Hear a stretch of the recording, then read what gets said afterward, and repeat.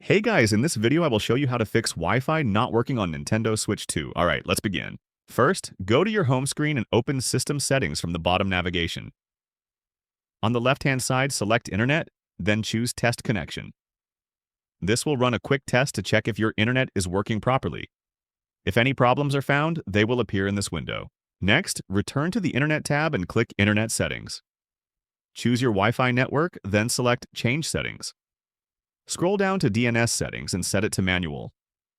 In the primary DNS, delete the existing numbers and type 1.1.1.1. For the secondary DNS, enter 1.0.0.1, then press OK and select Save. If your Wi-Fi still doesn't work, check that airplane mode is turned off. Finally, perform a soft reset. Hold the power button on top of your switch for about 15 seconds until the screen turns black, then turn it back on. So that's basically how you can fix Wi-Fi not working on Nintendo Switch 2. That's it for this video, thanks.